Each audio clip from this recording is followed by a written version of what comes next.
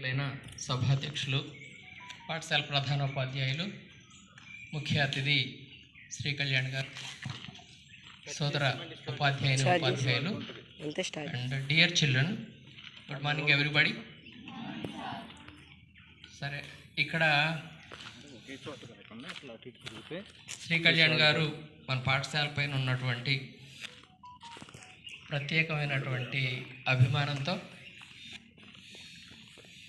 చేస్తున్నారు అని అంటే దీనికి సంధానకర్త ఎవరో తెలుసా? ఎంఎస్ఆర్ ద్వారానే ఇదంతా జరుగుతూ ఉంది. ఇక్కడ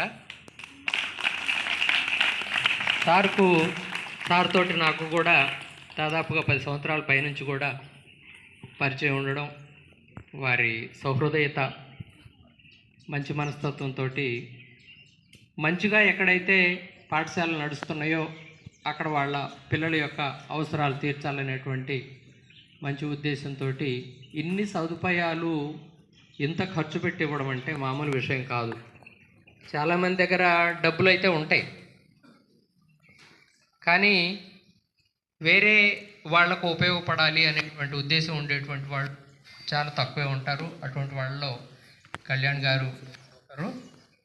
సరే, మనం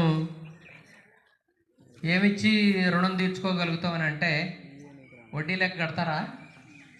వడ్డీ లెక్క కట్టి 10-15 నెలల తర్వాత మీరు కూడా మంచి పొజిషన్లో ఉన్నప్పుడు ఇస్తారా వడ్డీలు? అక్కర్లేదు. మంచిగా మీరు బాగుపడాలనేటువంటి కోరిక, మీరు బాగుపడి మీ కుటుంబాలు అంటే నెక్స్ట్ జనరేషన్ బాగుపడాలనేటువంటి అంత గొప్ప ఉదాత్తమైనటువంటి ఆలోచన చూడండి.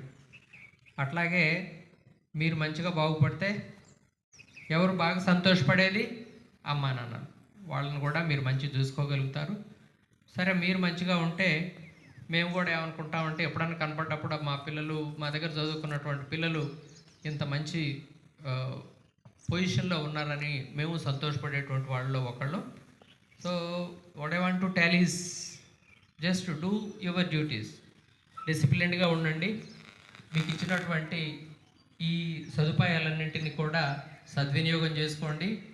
అలాగే మనిషికి ఉండాల్సినటువంటి లక్షణాల్లో ముఖ్యమైనది ఏమిటంటే బీయింగ్ గ్రేట్ఫుల్. తెలుసు అనుకుంటా మీ అందరికీ. అంటే ఏంటి? కృతజ్ఞతా భావం. ఎవరైనా మనకు సహాయం చేసినప్పుడు ఫలానా వాళ్ళ ద్వారా మాకు ఈ సహాయం వచ్చింది, we should be grateful for them అనేటువంటిది ఒకటి. దాన్ని సద్వినియోగం చేసుకోవటం ఒకటి. I hope you understand it and do work hard and get good results. Thank you very much.